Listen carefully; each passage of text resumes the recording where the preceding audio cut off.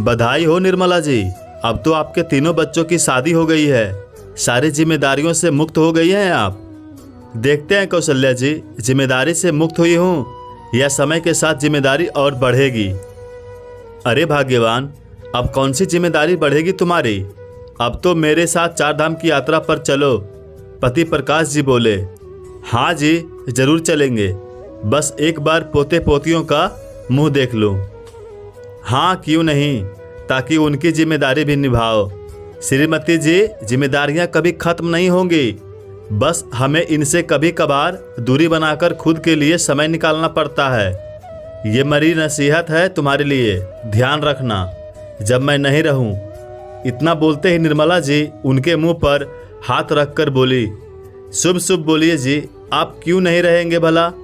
अरे मैं तो कह रहा हूँ, जब मैं 4 धाम की यात्रा पर चला जाऊँगा तब तुम मेरी नसीहत याद करोगी, क्योंकि तुम तो मेरे साथ चल नहीं रही। छोड़िए जी, ये आपके मजाक करने की आदत किसी दिन जान ले लेगी मेरी। समय अपनी गति से चलता रहा और निर्मला जी की जिम्मेदारियां भी। दोनों बेटों की एक ही मंडप में शादी कराई थी, तो दोनों बहुएं एक साथ 4 महीने की अंतर में खुशखबरी सुनाने वाली थी। अब एक तो वो खुद ही एक बहू थी, क्योंकि कुछ ही महीनों पहले उनकी सास का स्वर्गवास हुआ था और उनकी जिम्मेदारी भी उन्हीं पर थी। सोचा बहुएं आएंगी तो कुछ जिम्मेदारियां कम होंगी, पर बहू भी नौकरी वाली आ गई, जो अपने अपने पतियों के साथ शहर में रहती थी। कभी कभार ही ससुराल आती थी, वो भी मेहमान बनकर, जिनको घर के ना सामान का पता था ना बर्तन भांडे का, बस काम के नाम पर सिर्फ खाना पूर्ति करती थी। बाकी सारी जिम्मेदारियां निर्मला जी और प्रकाश जी पर थी, जो बेटे बहू के आने की तैयारियों में लगे रहते। बेटे बहू कभी शहर आने को बोलते तो 2-4 दिन आकर रहकर वापस आ जाते, क्योंकि वहां उनका मन नहीं लगता था। पर अब बहुएं माँ बनने वाली थी तो जाना जरूरी था। बड़ी बहू अपने मायके में डिलीवरी करवाना चाहती थी, क्योंकि वहां उसकी माँ संभालने वाली थी और उसकी नौकरी वहीं पर थी। जबकि छोटी बहू की माँ नहीं थी तो उसकी जिम्मेदारी निर्मला जी पर थी, जिसका उन्होंने बखूबी निर्वाह किया और जल्द ही वो एक पोते और पोती की दादी बन गई। बड़ी बहू तो अपने मायके में ही रच बस गई और बड़े बेटे ने भी अपना ट्रांसफ़र वहीं करवा लिया। निर्मला जी और प्रकाश जी अपनी जिम्मेदारियों से भले ही मुक्त ना हुए हो, पर बेटा बहू जरूर मुक्त हो गए थे। कभी कभार आते थे बस औपचारिकता निभाने। छोटे बेटे का जरूर माँ बाप से मोह था, तो वो उनसे अपने पास रहने की जिद किया करता था। अब प्रकाश जी का स्वास्थ्य भी कुछ नाजुक बना रहता, तो उन्होंने बेटे बहू के पास ही रहना उचित समझा और उनको भी अपने बच्चे की देखभाल के लिए किसी बड़े की आवश्यकता थी, तो निर्मला जी और प्रकाश जी शहर आ गए। उनकी जिम्मेदारियां बढ़ गई थी, क्योंकि बच्चे के लालन पालन की जिम्मेदारी भी अब उनके हिस्से आ गई थी। जहां उनकी उम्र को देखते हुए उनको किसी सहायक की ज़रूरत थी, वहां वो बहुओं बेटे के सहायक बन बच्चे की देखभाल कर रहे थे। मुझे लगता है ये जिम्मेदारियां कभी कम नहीं होंगी। आपने सही नसीहत दी थी कि समय को इन जिम्मेदारियों से हमें चुराना पड़ेगा, वरना हमारा जीवन जिम्मेदारियों के बोझ तले दबता ही जाएगा। निर्मला जी दुखी होते हुए बोली, अरे इतना दुखी क्यों होते हो श्रीमती जी? इतनी चिंता क्यों लेती हो इन जिम्मेदारियों की? गृहस्थ जीवन है तो जिम्मेदारियां भी होंगी, और हम जैसे लोग जो बच्चों की फिक्र में ही सारा जीवन लुटा देते हैं, उनके लिए जिम्मेदारियां आगे चलकर चिंता का विषय बन जाती है। इसीलिए कहता हूँ, समय रहते इन जिम्मेदारियों से दूरी बना लो और बेटे बहू को भी अपनी जिम्मेदारियों का एहसास होने दो। उनको भी तो पता चले बच्चा पालना कितना मुश्किल है, और तुम मेरे साथ सुबह वक्त पर चला करो। अजी, आप भी कैसी बातें करते हो? उन पर क्या कोई कम जिम्मेदारी है? वो भी तो दिन रात ऑफिस के काम की जिम्मेदारियों में उलझे हुए हैं। मुझे तो लगता है आजकल कोई विरला ही होगा जो जिम्मेदारियों की चिंता से मुक्त होगा।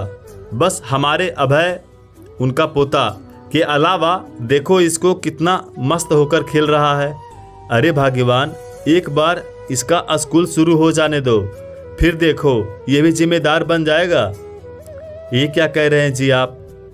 और क्या, सुबह वॉक पर जब जाता हूँ तो हर आयु वर्ग के लोगों को देखता हूँ और महसूस करता हूँ कि आजकल की भागदौड़ भरी जिंदगी में कोई विरला ही होगा जो चैन की जिंदगी बसर कर रहा होगा।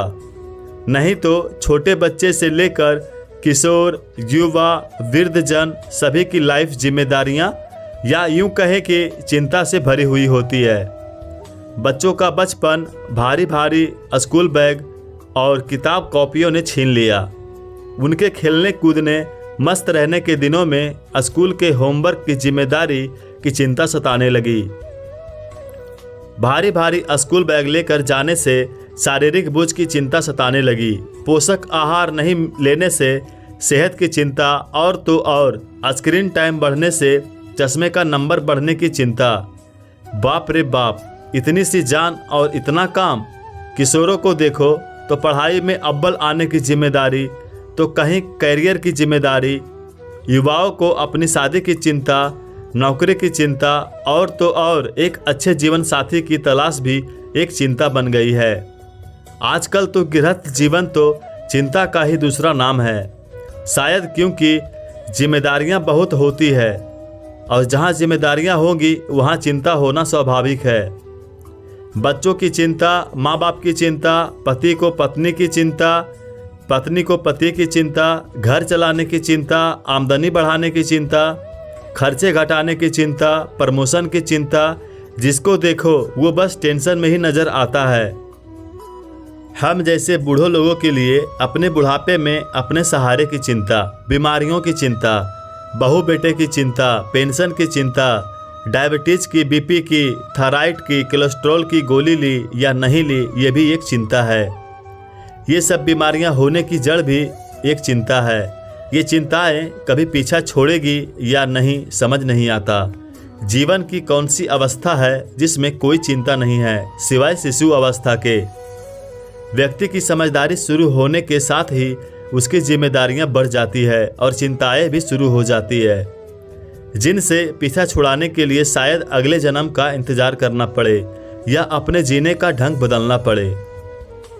मुझे लगता है पापा, आपने जीने का ढंग ही बदलना पड़ेगा। अचानक अपने बेटे की आवाज़ सुनकर दोनों चौंक पड़े और बोले, बेटा तू कब आया? पता ही नहीं चला। हाँ, आप दोनों अपनी चिंताओं में इतने डूबे थे कि मैं कब से आपकी बातें सुन रहा हूँ, आपको पता ही नहीं चला। असल में मैं ऑफिस के कुछ काम से कागज़ लेने आया था तो आपकी बातें सुनी और अपनी गलती का एहसास भी हुआ कि मैंने और अनुष्का ने अपनी जिम्मेदारियां आप पर डाल रखी है जो उचित नहीं है। अरे बेटा ऐसा नहीं है, तेरे पापा तो ऐसे ही। निर्मला जी बोली, नहीं माँ, पापा ठीक नसीहत दे रहे हैं। हमें अपने जीने का ढंग बदलना होगा और जिम्मेदारियों से मुंह नहीं मोड़ना होगा। कल से मैं अभय के लिए पूरे दिन के लिए मेड रखूँगा जो आपकी हर जिम्मेदारी में आपका हाथ बटाए, और आप भी कल से पापा के साथ वॉक पर जाएंगी। और रही बात घर और बाकी जिम्मेदारियों की, तो वो हम सब मिलकर संभाल लेंगे, है ना पापा? हाँ बेटा, बल्कि मैं तो कहता हूँ कि तुम और बहू भी अपने काम की जिम्मेदारियों से थोड़ा आराम लेकर हमें 4 धाम की यात्रा करवा आओ। नहीं तो जिम्मेदारियाँ तो कभी ख़त्म नहीं होंगी, बल्कि दिनों दिन बढ़ेंगी ही। हाँ पापा, ये भी सही बात है। कब से ही हम आउटिंग पर नहीं गए। चलो मैं अभी बात करता हूँ छुट्टी के लिए और अनुष्का को भी फ़ोन करके बता दूँगा। अब मैं चलता हूँ अपनी जिम्मेदारी निभाने। हंसते हुए पंकज निकल जाता है। निर्मला जी और प्रकाश जी भी आज अपने बेटे की बातों को सुनकर बड़ा हल्का महसूस कर रहे थे। सही कहा है, जब मन खुश हो तो जीने का मज़ा आता है। और दोनों पति पत्नी आज खुश मन से अपने पोतों को खिलाने लगे।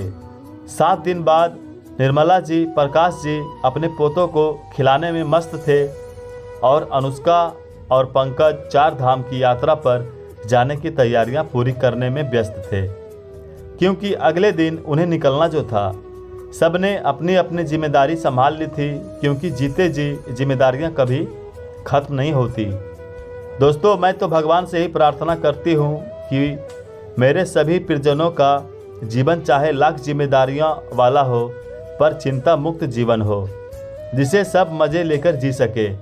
क्योंकि जिम्मेदारियों से तो हम मुंह मोड़ नहीं सकते, पर कुछ समय तो अपने लिए चुरा ही सकते हैं। ना कि ज़िंदगी की आपाधापी में ही अपने बचपन से लेकर बुढ़ापे तक के एहसास को भुला दें। और अगर ज़िंदगी जीनी है तो ज़िंदगी का सबका एक ही फलसफा होना चाहिए। कहानी अच्छी लगी हो तो चैनल को सब्सक्राइब जरूर करें। धन्यवाद।